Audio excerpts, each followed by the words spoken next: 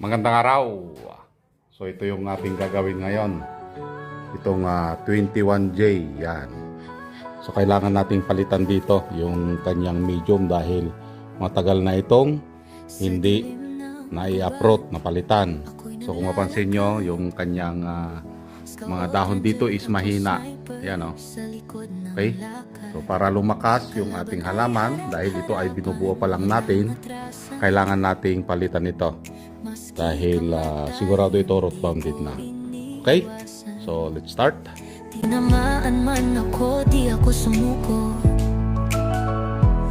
Sugatan ng katawan pero buo ang puso.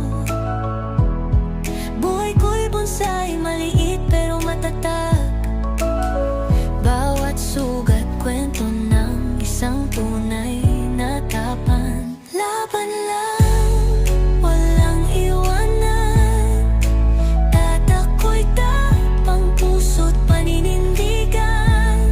Bonsais ng lumpo, kahit saan itapon.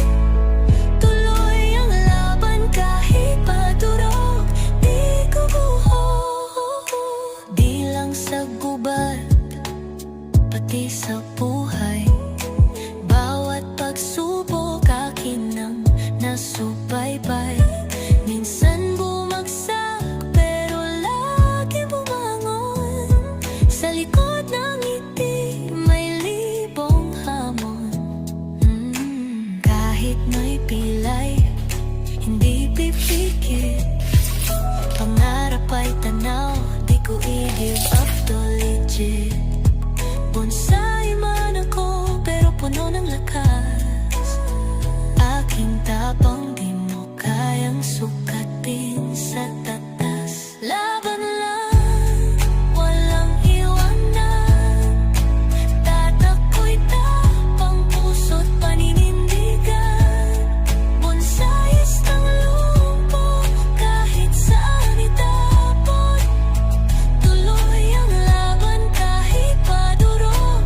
Yon! At natapos na nga nating ayusan at i-uproot. Okay? So winire lang natin yung mga dapat na i-wire, and then tinanggal natin yung kanyang mga dahon dahil nagbawas tayo dito ng kanyang ugat. So pinalitan natin ng medium. Ang pinalit natin dito is purong birmicas na. Okay? Tapos pinatungan na lang ng buhangin. So abangan ang update nito hanggang sa makarecover ulit. So yun lang, and happy bonsai sa ating lahat. Bye bye.